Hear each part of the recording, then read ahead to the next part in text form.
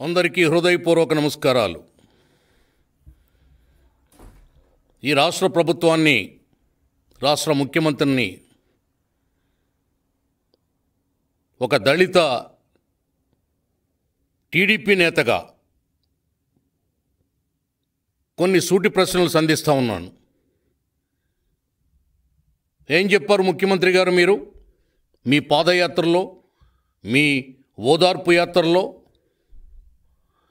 మీ ఆలింగనాల, చుంబనాల చిత్ర విచిత్ర విన్యాసాలతో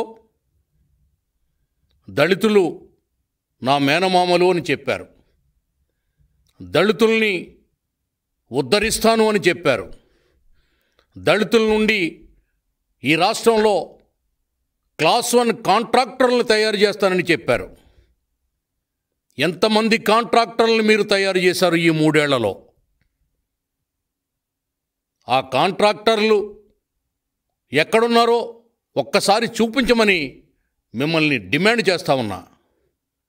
కనీసం class 1 contractor కాదు, పిల్ల కాలువ నిర్వహించే చిన్న కాంట్రాక్టర్నైనా ఈ రాష్ట్రంలో 13 జిల్లాల్లో దళితుల్లో మీరు చూపించాలి. ఒక పక్క బడా బడా బడా కాంట్రాక్టర్స్ అందరూ నువ్వు పిలిస్తే పనులు చేయడానికి బెంబేలెత్తి పారిపోతుంటే, దళిత కాంట్రాక్టర్లు నువ్వు ఎక్కడ చేస్తావు?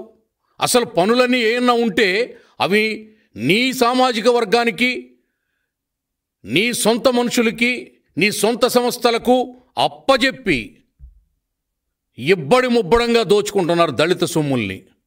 ఉదాహరణకు 64,000 సప్లాన్ నిధులు గుటకాయ స్వాహా చేశారు.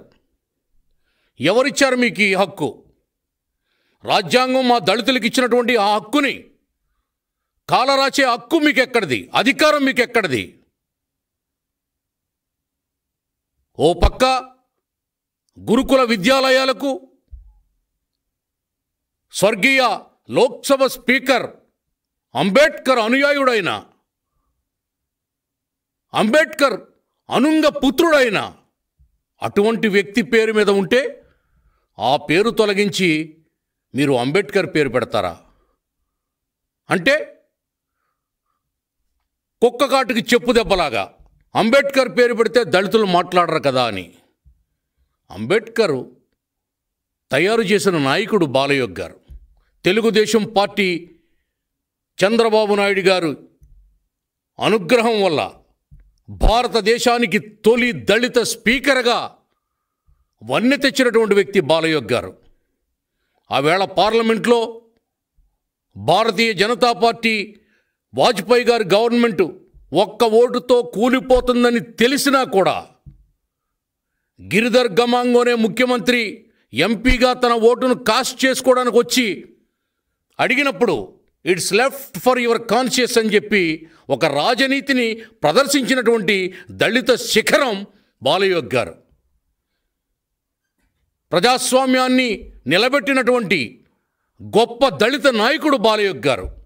అటువంటి నాయకుడు అకాల మరణం చెందితే ఈ రాష్ట్రంలో ఉన్నటువంటి గురుకుల పాఠశాలలకు బాలయోగి గారి పేరును తెలుగుదేశం పార్టీ పెడితే, తర్వాత వచ్చినటువంటి ఏ ముఖ్యమంత్రులు దాన్ని తొలగించలేదు.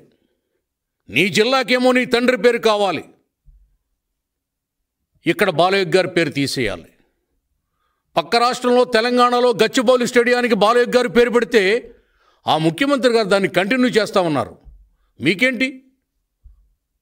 ఎవరు కోరారు మిమ్మల్ని తొలగించమని? ఈ రాష్ట్రంలో మాకు అంబేద్కర్ దేవుడైతే బాలయోగి గారు నాయకుడు. బాలయోగి గారి పేరు తీస్తే మేము బాధపడమా? మీకు దమ్ముంటే కడప జిల్లాకు మీ తండ్రి పేరు తీసేయండి. చరిత్రలో చాలామంది యోధులు కడపలో ఉన్నారు, వారి పేర్లు పెట్టండి. 6 ఏళ్ళు ముఖ్యమంత్రిగా చేస్తే మీ తండ్రి పేరు పెడతారు ఒక జిల్లాకు. ఒక కోనసీమలో ఒక కుగ్రామం నుండి ఒక దళిత కుటుంబం నుండి తెలుగుదేశం పార్టీలో అంచెలంచెలుగా ఎదిగి చంద్రబాబు నాయుడు గారు దయా దాక్షిణ్యాలతో ఈ దేశానికి 2 సార్లు స్పీకర్ అయినటువంటి వ్యక్తి బాలయోగి గారు ఆయన్ని కించపరుస్తూ అవమానిస్తూ ఆయన పేరు తొలగిస్తే దళిత జాతి ఊరుకుంటుందని మీరు అనుకుంటున్నారేమో. మీకు రేపు మార్చ్ 15వ తారీఖు దాకా సమయం ఇస్తుంది తెలుగుదేశం పార్టీ. తిరిగి మళ్ళీ గురుకులాలకు బాలయోగి గారి పేరు పెట్టకపోతే అమలాపురంలో 4 లక్షల దళితులు మీకు గుణపాఠం చెప్పడానికి అమలాపురంలో నిరాహార దీక్ష చేపట్టడానికి సిద్ధంగా ఉన్నారని హెచ్చరిస్తూ ఉన్నాం జగన్మోహన్ రెడ్డి గారు. ఒక పక్క దళిత నిధులను దోచేస్తూ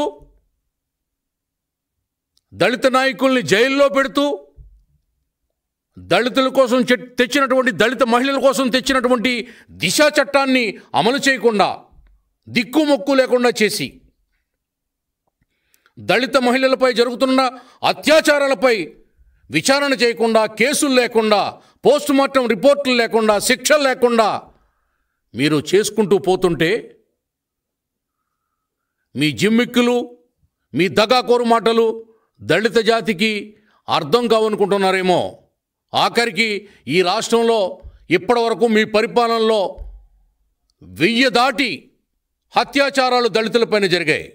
అందుకే ఈ రాష్ట్రంలో దళితులు మీరిచ్చే సెంటు పట్టా భూములు, మా సప్లై నిధులు దోచి అమ్మఒడి పేరుతో వేసే ఆ ఎంగిలి మెతుకులు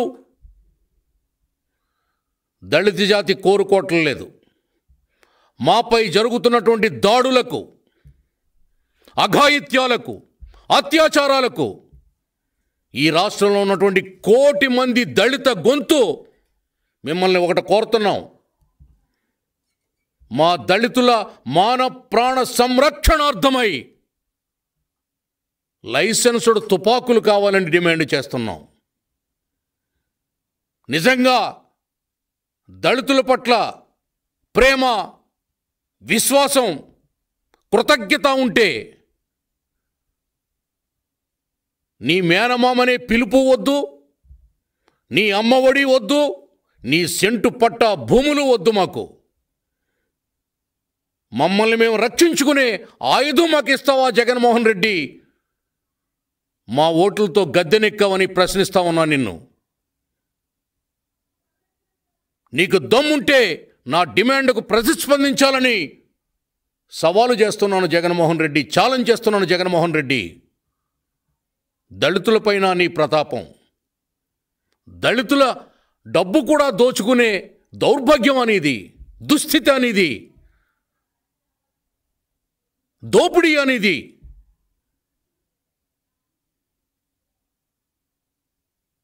బాగా బుద్ధి చెప్పావు. నిన్ను నమ్మి నెత్తి మీద పెట్టుకున్నందుకు మమ్మల్ని పాతాళాలోనికి తొక్కావు ఈ 3 ఏళ్లలో. కాబట్టి మేము కూడా మా తడాకా చూపిస్తాం, మా సత్తా చూపిస్తాం. ఎన్నికల కోసం ఎదురు చూస్తున్నాం. ఏ దళిత జాతి అయితే నిన్ను హత్తుకొని గంపగొత్తంగా 1 కోటి ఓట్లు నీకు గుద్ది ఆ ముఖ్యమంత్రి కుర్చీ కట్టబెట్టిందో అదే దళిత జాతి నీ పతనానికి సిద్ధంగా ఉంది. డాక్టర్ బాబాసాహెబ్ అంబేద్కర్ ఇచ్చినటువంటి ఓటనే వజ్రాయుధంతో. ఒక పక్క కోనసీమకు అంబేద్కర్ జిల్లా పేరు పెట్టమంటే అక్కడ వీధి వీధిలో, పేట పేటలో, వాడ వాడలో పిల్ల పీచు పెద్ద అందరూ కలిసి కావాలి అంబేద్కర్ పేరు జిల్లాకని చెప్పి అడుగుతుంటే, నిరసన దీక్షలు చేస్తూ ఉంటే, నిరాహార దీక్షలు చేస్తూ ఉంటే, ధర్నాలు చేస్తూ ఉంటే, రాస్తా రోకోలు చేస్తూ ఉంటే, ఉద్యమం చేస్తూ ఉంటే ఉలకవు పలకవు. ఆ కోనసీమలో ఉన్నటువంటి 3 ఎమ్మెల్యేలు, ఎంపీ, మంత్రి, జిల్లా పరిషత్ చైర్మన్ నీకు భయపడి, నీకు చెప్పలేక, మింగలేక, కక్కలేక అక్కడ కులానికి సమాధానం చెప్పుకోలేక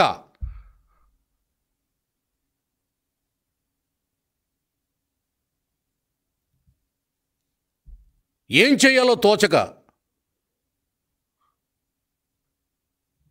నీ పార్టీ నువ్వు టిక్కెట్లు ఇచ్చినటువంటి వ్యక్తులు వీళ్ళ జీరోలుగా మిగిలిపోయే పరిస్థితి వచ్చింది అక్కడ. సరే, నువ్వు కక్షగట్టి దళిత జాతి మీద నువ్వు చేస్తున్నటువంటి ఈ దమనకాండ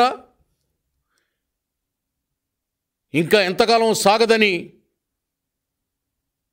తెలుగుదేశం పార్టీ సాగనివ్వదని, నీకు అంతిమ గడియలు ఆసన్నమైనవి అని ఈ సందర్భంగా తెలియజేస్తూ సెలవు తీసుకుంటున్నా.